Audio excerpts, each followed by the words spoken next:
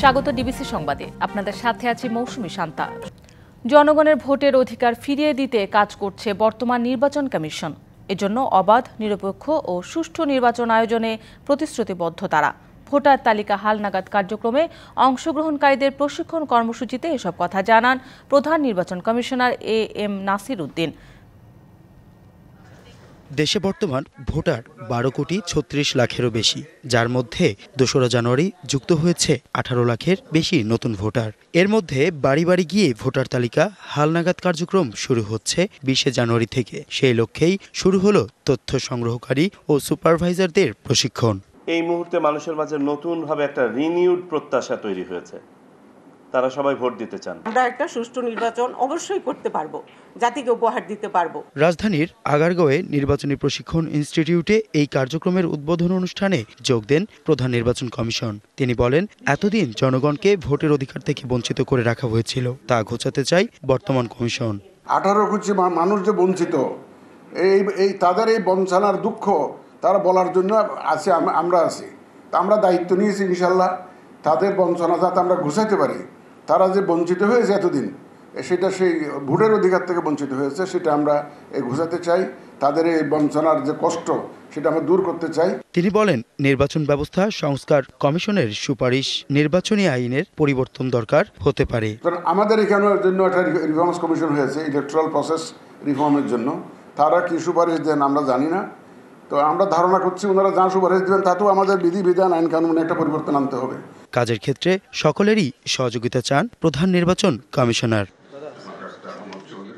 মোহাম্মদ আল Hasib, DBC news, Dhaka.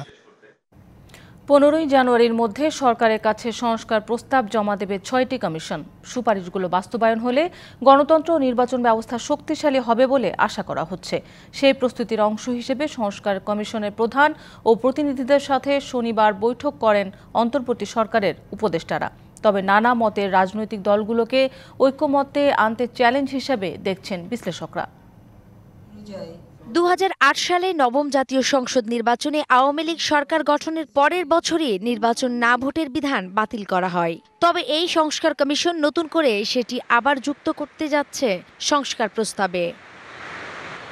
শুধু না vote নয়, যে কোনো ধরনের গুরুত্বপূর্ণ সিদ্ধান্ত নেওয়ার আগে রাজনৈতিক ঐক্যমত্য জরুরি, এমনটাই মনে করেন বিএনপির স্থায়ী কমিটির সদস্য আমির খসরু মাহমুদ চৌধুরী।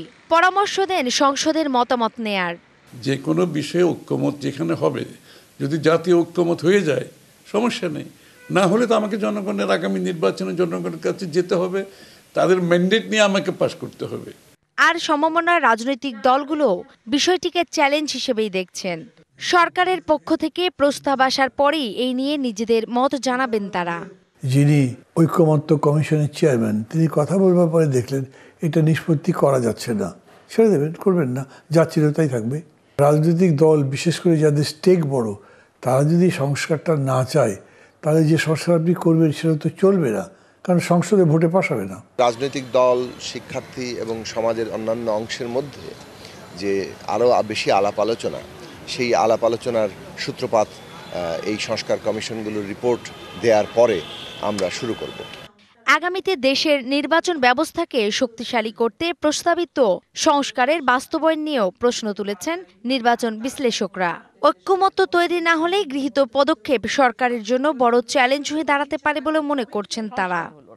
সংস্কারে তারা কি দেখছে, আমার সঙ্গে তার মতের মিল হয় কিনা, জনগণের আশা বুঝেই যদি সংস্কার হয় তাহলে সংস্কার সবাই আমার মনে হয় সাপোর্ট করবে। নির্বাচন ব্যবস্থা সংস্কার কমিশন বলছে, গত 1.5 দশকে বাংলাদেশের নির্বাচন ব্যবস্থা অনেকটাই ভেঙে পড়েছিল। পরিস্থিতি উত্তরণে রাজনৈতিক দলগুলো একই প্ল্যাটফর্মে আসবেন বলে আশাবাদীও তারা। আমরা সংস্কার প্রস্তাব যেগুলো দেব, কার্যকারিতা নির্ভর করবে বাস্তবায়নের উপর। এক্ষেত্রে ভূমিকা আছে আমাদের অন্তর্বর্তীকালীন সরকারের, রাজনৈতিক দলের, নির্বাচন কমিশনের। জনগণের যদি চায় তাহলে কিন্তু এগুলো বাস্তবায়ন হবে, আর জনগণ যদি না চায় তাহলে বাস্তবায়ন হবে না। 111-এর সময় ডক্টর ATM শামসুল হুদার নেতৃত্বাধীন নির্বাচন কমিশনও বেশ কিছু সংস্কার এনেছিল, কিন্তু সেই সংস্কার নিয়ে আজও বিতর্কের ঝড় ওঠে আলোচনার টেবিলে। নূপুর মাহমুদ, ডিবিসি নিউজ, ঢাকা। উন্নত চিকিৎসার জন্য মঙ্গলবার রাতে বিএনপি চেয়ারপারসন বেগম খালেদা জিয়ার লন্ডনের উদ্দেশ্যে ঢাকা ছাড়ার কথা রয়েছে। তার আগে আজ রাতে দলের স্থায়ী কমিটির সদস্যদের সঙ্গে বৈঠক করবেন তিনি। খালেদা জিয়ার ব্যক্তিগত চিকিৎসক ও দলের স্থায়ী কমিটির সদস্য doctor AZM Zahid Hossain DBC নিউজকে বিষয়টি নিশ্চিত করেছেন। তিনি বলেন, রাত ৮টায় রাজধানীর গুলশানে খালেদা জিয়ার বাসভবনে এই বৈঠক হবে। এতে দলের চেয়ারপারসনের বিদেশ যাত্রার দিনক্ষণ সহ সার্বিক বিষয়গুলো চূড়ান্ত হবে। এর পাশাপাশি সিনিয়র নেতারাও তার সঙ্গে সৌজন্য সাক্ষাৎ করার কথা রয়েছে। প্রায় 2 মাস লন্ডনে অবস্থান করবেন বেগম খালেদা জিয়া। লন্ডন থেকে দেশে ফেরার পথে তিনি সৌদি আরবে উমরাহ পালন করতে পারেন বলেও আশা করা হচ্ছে। বিএনপির ভারপ্রাপ্ত চেয়ারম্যান তারেক রহমানের বিরুদ্ধে করা চাঁদাবাজির 4টি মামলা বাতিল করে হাইকোর্টের রায় বহাল রেখেছে আপিল বিভাগ। রাষ্ট্রপক্ষের লিভ টু আপিল খারিজ করে বিচারপতি মোহাম্মদ আশফাকুল ইসলামের নেতৃত্বে 4 বিচারপতির আপিল বেঞ্চ এ আদেশ দেয়। আইনজীবীরা জানান, চাঁদাবাজির অভিযোগ আনলেও এর কোনো প্রমাণ মেলেনি। হয়রানি করতে এসব মামলায় তারেক রহমানকে রিমান্ডে নিয়ে অমানবিক নির্যাতন করা হয়। 2007 সালে বিভিন্ন ব্যক্তি বাদী হয়ে গুলশান, কাফরুল, শাহবাগ ও ধানমন্ডি থানায় চাঁদাবাজির অভিযোগে তারেক রহমানের বিরুদ্ধে মামলা করে। একটি মামলার ভিত্তিতে গ্রেপ্তার করা হয় তারেক রহমানকে। এরপর একে একে অন্য মামলায় গ্রেপ্তার দেখানো হয় তাকে। তবে এতদিন এসব মামলার কোনো খবর না থাকলেও 5ই আগস্ট পরিবর্তিত পরিস্থিতিতে পাল্টে যায় দৃশ্যপট। 23শে অক্টোবর তারেক রহমানের বিরুদ্ধে দায়ের হওয়া চাঁদাবাজির 4 মামলা বাতিল করে দেয় হাইকোর্ট। পরে এ রায়ের বিরুদ্ধে আপিল করে রাষ্ট্রপক্ষ। রবিবার শুনানি শুরুতে রাষ্ট্রপক্ষ জানায়, তারেক রহমানের বিরুদ্ধে চাঁদাবাজির অভিযোগ আনা হলেও অর্থ লেনদেনের কোনো প্রমাণ মেলেনি।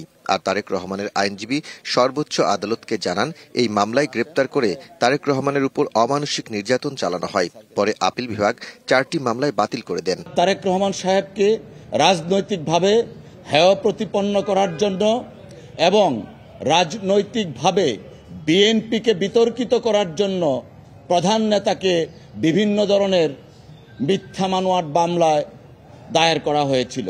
এই মামলার কোনো ভিত্তি ছিল না। এই চাঁদাবাজির মামলা এবং 3-4 মাস আগের ডেট ছিল, সেই ডেট এফআইআর এর তার নামও ছিল না। পরবর্তীতে তাকে ইনক্লুড করার জন্য এই মামলাগুলো দেওয়া হয়েছিল।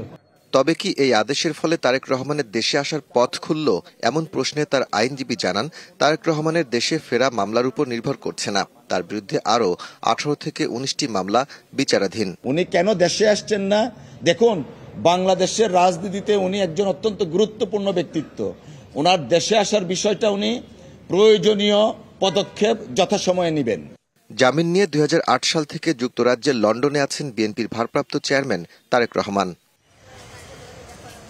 Daud Khan, DBC news, Dhaka. চাকরিতে পুনর্বহালের দাবিতে সচিবালয়ে অবস্থান কর্মসূচি পালন করছেন অব্যাহতি পাওয়া শতাধিক সাব ইন্সপেক্টররা। একতরফা অভিযোগে চাকরি হারানোর অভিযোগ করেন, তাদের প্রতি বৈষম্যমূলক আচরণ করা হয়েছে। তাই দ্রুততম সময়ে চাকরি ফিরিয়ে দেওয়ার দাবি করেন তারা। 5 আগস্ট পরবর্তী সময়ে কয়েক দফায় শৃঙ্খলা ভঙ্গের দায়ে অব্যাহতি দেওয়া হয় রাজশাহীর সারদা পুলিশ একাডেমিতে প্রশিক্ষণরত 40তম SI ক্যাডেট ব্যাচের 321 প্রশিক্ষণার্থীকে। চাকরিতে যোগদানের মাত্র 1 মাস আগেও অব্যাহতি দেওয়া হয় অনেককেই। এর পরিপ্রেক্ষিতে রবিবার চাকরিতে পুনর্বহালের দাবিতে সচিবালয়ের 4 নম্বর গেটে অবস্থান কর্মসূচিতে অংশ নেন অব্যাহতিপ্রাপ্ত সাব ইন্সপেক্টররা। অন্যায়ভাবে শৃঙ্খলা ভঙ্গের দায় এনে চাকরি থেকে অব্যাহতি দেওয়া হয়েছে এমন দাবি আন্দোলনকারীদের। যে নাস্তা দেওয়া হয় পাসিং পেড বিরোধীতে, সেই নাস্তাতে আমাদের ছিল হচ্ছে ছোলামুড়ি। সে আমাদের বিরুদ্ধে অভিযোগ, আমরা সেই আমাদের জন্য যে বরাদ্দ করা নাস্তা ছিল, আমরা সেই নাস্তা না খেয়ে আমরা মাঠে হইচই করেছি, বিশৃঙ্খলা করেছি। আমরা এটাও বলেছি সিসি ক্যামেরা ফুটেজ চেক করেন, কিন্তু আসলে তারা আমাদের মিথ্যা একটা নাটক সাজিয়ে আমাদের বের করে দেওয়া হয়েছে এবং আমাদের বাড়িতে পাঠিয়ে দেওয়া হয়েছে। বাড়িতে পাঠিয়ে যে যার থানার মতন তারা অবৈধ লেটার আমাদের দিয়ে দিয়েছেন। অলমোস্ট হচ্ছে 500 জনের মতো পাসিং আউট পেরেটে মিলিত হয়েছিলাম। সেখানে আমাদেরকে 252 জনকে একই অভিযোগে কেন 252 জনকে ডিসচার্জ করা হলো। দ্রুততম সময়ে চাকরিতে পুনর্বহাল করে তাদের পোস্টিং দেওয়ার দাবিও জানান বিক্ষোভকারীরা। সারদা একাডেমির ইতিহাসে এরকম প্রশিক্ষণ শেষে এরকম ক্যাডেটদেরকে অব্যাহতি দেওয়ার ইতিহাস একদম বিরল। এরকম কোনো ঘটনা 112 বছর ইতিহাস আর হয় না। আমরা এটাও বলেছি সিসি ক্যামেরা ফুটেজ চেক করেন, কিন্তু আসলে তারা আমাদের মিথ্যা একটা নাটক সাজিয়ে আমাদের বের করে দেওয়া হয়েছে এবং আমাদের বাড়িতে পাঠিয়ে দেওয়া হয়েছে। বাড়িতে পাঠিয়ে যে যার থানার মতন তারা অব্যাহতি লেটার আমাদের দিয়ে দিয়েছেন। তাদের বিরুদ্ধে বৈষম্যমূলক আচরণের সুষ্ঠু বিচারের দাবিও জানান অব্যাহতিপ্রাপ্ত সাব ইন্সপেক্টররা। Sultana Swarna, DBC news, Dhaka. 10 দিন পর খুলে দেওয়া হয়েছে সচিবালয়ে আগুনে ক্ষতিগ্রস্ত 7 নম্বর ভবনটি। তবে 9 তলা ভবনের পুড়ে যাওয়া 4টি তলা ছাড়া বাকি 5 তলায় অফিস শুরু করেছেন কর্মকর্তা কর্মচারীরা। শ্রম ও কর্মসংস্থান মন্ত্রণালয়ের সচিব জানান, নথিপত্র ও আসবাবপত্র ক্ষতি নিরূপণে 2টি কমিটি কাজ করছে। তবে যে পরিমাণ ক্ষতি হয়েছে সেটি নিরূপণের সময় লাগবে বলে জানান তিনি। এদিকে আজ থেকে ভবনটিতে সবাই প্রবেশ করতে পারছেন। তবে 6ষ্ঠ তলা থেকে গণপূর্ত বিভাগের কর্মকর্তা ছাড়া কাউকে প্রবেশ করতে দেওয়া হচ্ছে না। বন্ধ আছে লিফট, সরবরাহ বন্ধ রয়েছে, তবে রয়েছে বিদ্যুৎ সরবরাহ। এদিকে 6 থেকে 9 তলা পর্যন্ত 4টি ফ্লোরের সিঁড়ি একেবারে ধসে গেছে। কোথাও কোথাও খসে পড়েছে দেয়াল। 4টি তলার মেঝে জুড়ে এখন ধ্বংসস্তূপ। ক্ষতিগ্রস্ত ফ্লোরগুলোর কলাপসিবল গেট তালা দেয়া রয়েছে। আপাতত আমরা আমাদের এই 5ম তলার এই ফ্লোর কার্যক্রম চালিয়ে যাব। ক্ষতি কি হয়েছে সেই বিষয়টি যতক্ষণে আমাদের এই কমিটি ওখানে ঢুকতে পারবে, এখনো আসলে ওখানে ঢোকা যাচ্ছে না। তারা ঢুকে তাদের এই কমিটি যখন এই রিপোর্টটা দিবে এবং এটা অ্যাসেস করবে, তখনই আমরা বলতে পারবো আসলে শ্রম মন্ত্রণালয়ের কতটুকু ক্ষতি হয়েছে। ওখানে বিস্ফোরক বিশেষজ্ঞ যেমন আছেন, ইলেকট্রিক বিশেষজ্ঞ যারা আমাদের ইএমইর লোকজন সবাই আছেন এবং তারাই আসলে ভালো বলতে পারবে মূল কারণটা কি। এ বিষয়ে আরও জানাতে সচিবালয় থেকে আমাদের সাথে যুক্ত হচ্ছেন সহকর্মী শাহ ইমন। ইমন, সচিবালয়ের আগুনে ক্ষতিগ্রস্ত ভবনে কার্যক্রম শুরুর বিষয়ে জানান, আর কি পরিমাণ ক্ষতি হয়েছে এখনো কি জানা গেছে কিনা জানাবেন।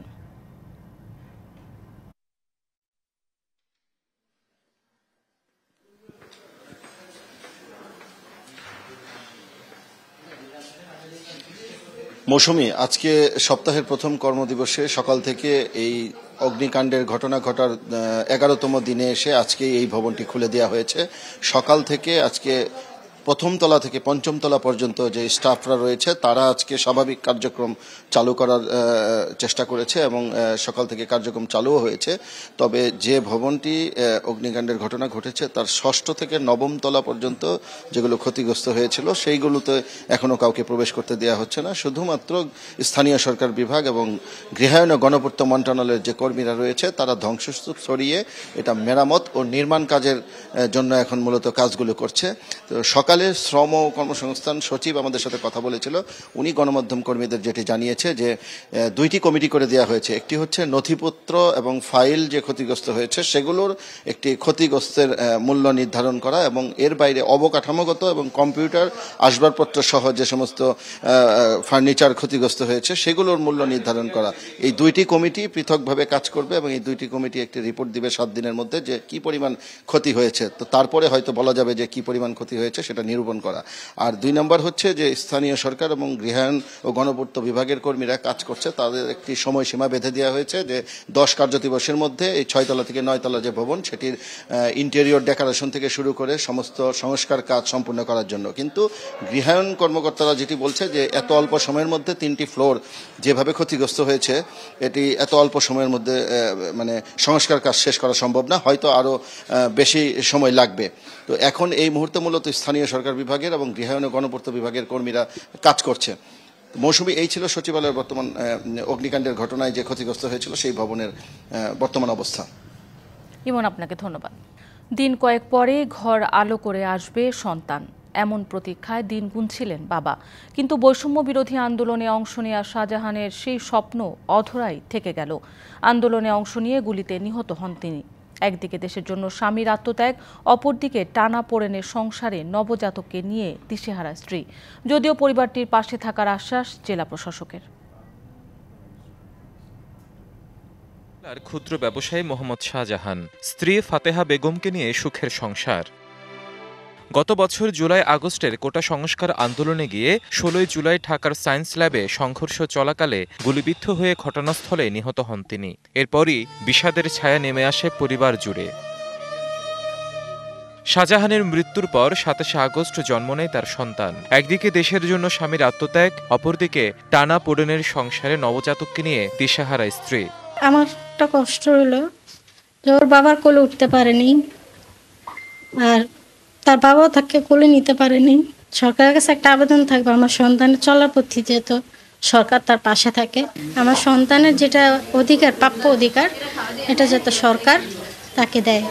এই নাতি লই আমার মায়ে, আমি গরিব মানুষ, আমি নিজে বৃদ্ধ, আমার জামাই নেই, আমি কিভাবে খামু আর আমি এই মায়া লইয়া কিভাবে চলুম। সরকারের কাছে আবেদন যে সরকার জানি ওর পাশে থাকে, যে ওর দিকে জানি একটু সুদৃষ্টিতে তাকায়, তাহলে আমরা খুবই উপকৃত হব। এদিকে শাহজাহানের নবজাতককে দেখতে যান জেলা প্রশাসক, আশ্বাস দিলেন পরিবারটির পাশে থাকার। জেলা প্রশাসনের পক্ষ থেকে তাকে সর্বোচ্চ সহযোগিতা আমি করব। ভবিষ্যতেও এই ছেলেটি বড় হওয়া থেকে শুরু করে মানুষ হওয়া সর্বোচ্চ যতটুকু সম্ভব আমরা করব। আর রাষ্ট্রের বিষয় সরকার যেভাবে সিদ্ধান্ত নেবে সেভাবে শহীদদেরকে তারা সহায়তা করবেন। সবার সহযোগিতায় শাহজাহানের সন্তান বেড়ে উঠুক স্বপ্নের বৈষম্যহীন বাংলাদেশে, সহযোগিতায় পাশে থাকুক সরকার, এমনটাই প্রত্যাশা স্থানীয়দের। DBC news desk. ডিবিসি সংবাদে নিচ্ছে একটি বিরতি, সঙ্গেই থাকুন। স্বাগত আরেকবার ডিবিসি সংবাদে। সৌদি তেল কোম্পানি আরামকোর মতো দক্ষিণ কোরিয়ার স্যামসাংকে বিমানবন্দর থেকে ফিরিয়ে দিয়েছিল বিগত সরকার, যা ছিল ভুল নীতি, এমন কথা জানিয়েছেন অর্থ উপদেষ্টা সালেহ উদ্দিন আহমেদ। সকালে পররাষ্ট্র মন্ত্রণালয়ে সৌদি আরবের সঙ্গে অর্থনৈতিক সম্পর্ক বিষয়ে সেমিনারে একথা বলেন তিনি। অনুষ্ঠানে সৌদি রাষ্ট্রদূত জানান, বাংলাদেশ যে সংস্কার করতে চাইছে সৌদি আরব তার পাশে আছে। সৌদি আরবের সাথে বাংলাদেশের অর্থনৈতিক সম্পর্কের বিভিন্ন দিক খতিয়ে দেখতে সেমিনারের আয়োজন। অতিথি পররাষ্ট্র উপদেষ্টা, অর্থ উপদেষ্টা ও সৌদি রাষ্ট্রদূত। অনুষ্ঠানে অর্থ উপদেষ্টা ডক্টর সালেহ উদ্দিন আহমেদ বলেন, কিছু ভালো কাজ করে ফুটপ্রিন্ট রেখে যেতে চায় বর্তমান সরকার। সমালোচনা করেন বিগত সরকারের ভুল নীতির।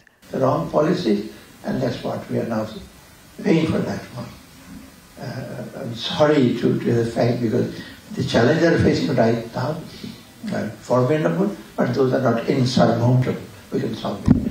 And the government, we have taken some reforms which we think will deliver. অতীত তুলে এনে সৌদি রাষ্ট্রদূত বলেন, অনেক বড় প্রকল্প প্রধানমন্ত্রীর অফিস থেকে সুনির্দিষ্ট মন্ত্রণালয়ে গেলে আটকে যেত। আরামকো কয়েকবার বাংলাদেশে বিনিয়োগের চেষ্টা করলেও তাকে স্বাগত জানানো হয়নি। বাংলাদেশে কিছু মানুষ ব্যক্তির স্বার্থে বিদেশি বিনিয়োগকারীদের নিরুৎসাহিত করে। এই সংকট কাটাতে বাংলাদেশে বিনিয়োগ বাড়াবে সৌদি আরব। দুদেশের মধ্যকার সম্পর্ক শুধু জনশক্তি রপ্তানিতে সীমাবদ্ধ থাকতে পারে না। পররাষ্ট্র উপদেষ্টা ও সচিব ভবিষ্যতে সৌদি আরবের সাথে সম্পর্ক আরও সুসংহত করার কথা বলেন। Sultana Swarna, DBC news, Dhaka. Jamuna rail সেতুতে পূর্ণ গতিতে পরীক্ষামূলকভাবে ট্রেন চলাচল শুরু হয়েছে। রবিবার সকালে শুরু হয় এই ট্রেন চলাচল। যমুনা নদীর ওপর নির্মিত নতুন সেতু দিয়ে 60 থেকে 120 কিলোমিটার গতিবেগে ট্রেন চলাচল করছে। এই যাত্রায় কোনো রকম ত্রুটি দেখা না দিলে শিগগিরই আনুষ্ঠানিকভাবে ট্রেন চলাচল শুরু হবে। শুরুতে 40 থেকে 60 কিলোমিটার গতিতে ট্রেন চলাচল করছে। গতি বাড়ানো হবে 120 কিলোমিটার পর্যন্ত। একযোগে ট্রেন চলাচল করায় উচ্ছ্বসিত প্রকল্প সংশ্লিষ্টরা। এর আগে গেল 26 নভেম্বর সর্বোচ্চ 40 কিলোমিটার গতিতে সেতুতে পরীক্ষামূলক ট্রেন চালানো হয়েছিল।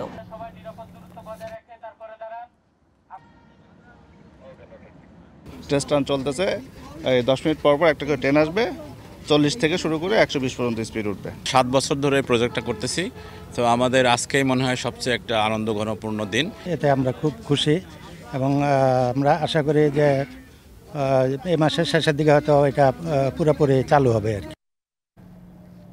সপ্তাহে প্রথম কর্মদিবসে প্রায় ক্রেতা শূন্য ঢাকা আন্তর্জাতিক বাণিজ্য মেলা। স্টলগুলোতে ক্রেতাদের অপেক্ষায় অলস সময় পার করছেন বিক্রেতারা। বিস্তারিত জানাতে যুক্ত হচ্ছেন আমাদের সহকর্মী মোস্তফা মাহবুব। মাহবুব, এক সপ্তাহ হতে চলল ঢাকা আন্তর্জাতিক বাণিজ্য মেলার। বাণিজ্য মেলায় ক্রেতার সাড়া কম কেন, কি বলছেন সংশ্লিষ্টরা?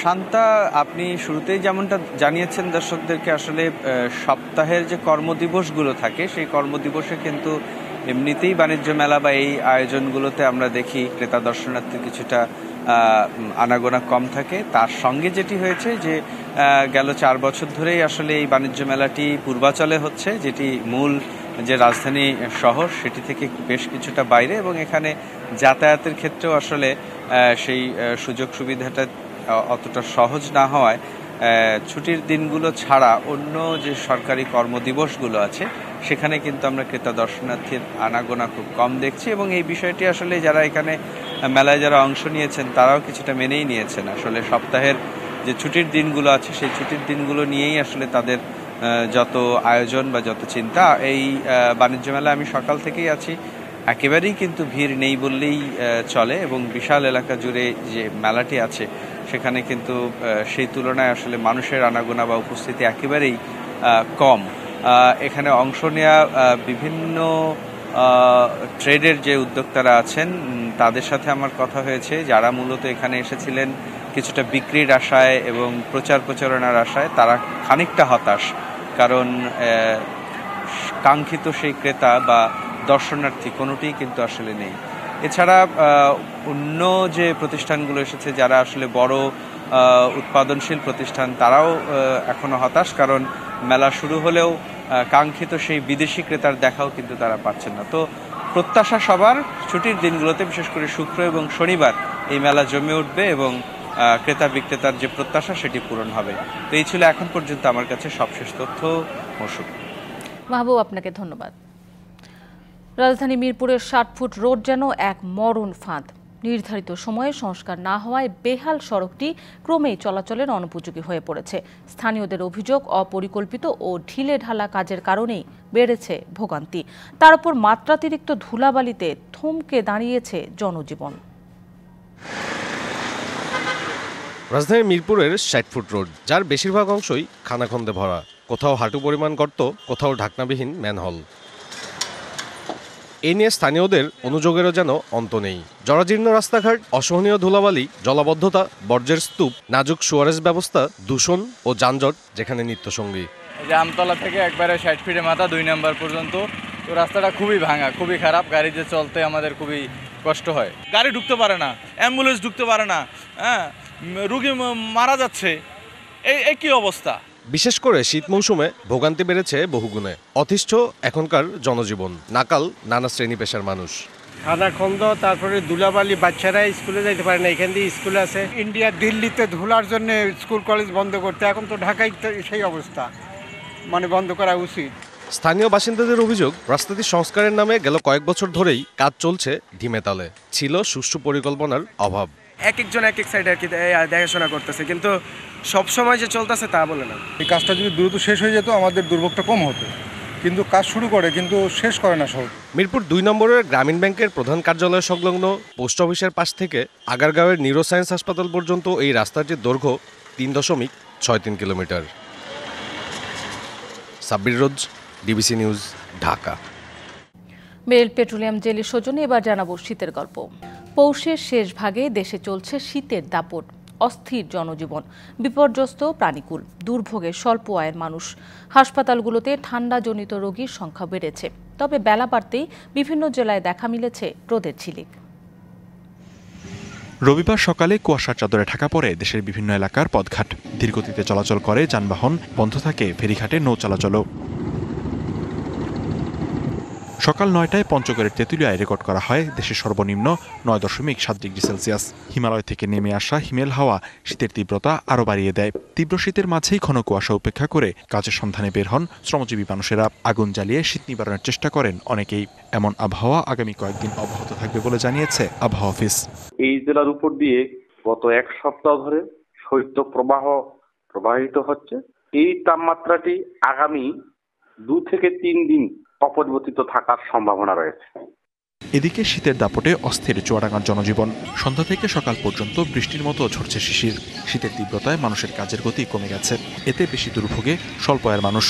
আজকে এত পরিমাণ কুয়াশা পড়েছে, এক হাত পড়তে আর মানুষজন দেখা যাচ্ছে না। যানবাহন চলাচল করতে পারছে না। এক কথায় জনজীবন বিপর্যস্ত অবস্থা হয়ে গেছে শীতের কারণে। টানা কয়েকদিন যাবতীয় চুয়াডাঙ্গা জেলাতে প্রচুর পরিমাণে শীত পড়েছে। শীত জেঁকে বসেছে দক্ষিণ পশ্চিমাঞ্চলেও। ভোলায় কনকনে হিমেল হাওয়ায় বেড়েছে শীতের তীব্রতা। জেলে ও নৌযান শ্রমিক সহ নদী নির্ভর শ্রমজীবী মানুষ রয়েছে চরম দুর্ভোগে। শীতে বিপর্যস্ত ঝালকাঠির জনজীবন। তীব্র ঠান্ডায় কষ্টে প্রাণীকুল। এছাড়া হাসপাতালগুলোতে বাড়ছে শীতজনিত রোগে আক্রান্তের সংখ্যা। রাস্তায় গাড়ি চালানো যায় না, দুর্ঘটনায় অনেক সম্ভাবনা থাকে। সিরিয়ারা কিছু সামনে প্যাসেঞ্জার পাওয়া যায় না। এই অবস্থায় আসলে জনজীবন বিপর্যস্ত হয়ে পড়েছে আর কি এখানে। তবে বেলা বাড়তেই দেশের বিভিন্ন জেলায় মেলে রোদের ঝলকানি। স্বাভাবিক হতে শুরু করে জনজীবন। পৌষের শেষ ভাগে সন্ধ্যা নামতেই বাড়বে শীতের তীব্রতা। Likhankanti Bhowmik, DBC news desk. Dhaka দক্ষিণের সাবেক মেয়র ফজলে নূর তাপসে প্রায় 500 কোটি টাকার সন্দেহজনক লেনদেনের সন্ধান পেয়েছে দুর্নীতি দমন কমিশন। তাপসে প্রায় 73 কোটি টাকার অবৈধ সম্পদের হিসাব। এ নিয়ে কথা বলছেন দুর্নীতি দমন কমিশনার মহাপরিচালক। আমরা সরাসরি চলে যাচ্ছি সেখানে। দেশের বাইরে থেকে থাকেন ওনার পরিবার এবং উনি, তাহলে তার বিচার কিভাবে করবেন, তার তদন্ত কিভাবে? তদন্ত শেষে বা তদন্তকালীন সময়ে যারা পলাতক আছেন তাদেরকে ফিরিয়ে আনার বিষয়ে ফৌজদারি কার্যবিধি অনুসরণ করে পরবর্তী কার্যক্রম গ্রহণ করা হবে এবং এই সংক্রান্ত কার্যক্রম জন্য তদন্তকারী কর্মকর্তা তারা এখতিয়ারবান, তারা ঠিক করবেন কি প্রক্রিয়ায় এবং কিভাবে কখন তাদেরকে দেশে ফিরিয়ে নিয়ে আসা যায়। ধন্যবাদ সকলকে। কাল থেকে পর্দা উঠছে বিপিএল এর সিলেট পর্বের। অনুশীলনে ব্যস্ত সময় পার করেছে দলগুলো। অন্যদিকে টিকিট কালোবাজারি রোধে ও সার্বিক নিরাপত্তায় নেওয়া হয়েছে নানা উদ্যোগ। এই মুহূর্তে সিলেটে আছেন আমাদের সহকর্মী শাহরিয়ার হোসেন। সরাসরি যোগ দেব তার সাথে। শাহরিয়ার, বিপিএল নিয়ে সিলেটের মানুষের উচ্ছ্বাস কেমন দেখছেন, আর টিকিট নিয়ে কোনো অভিযোগ রয়েছে কিনা জানাবেন।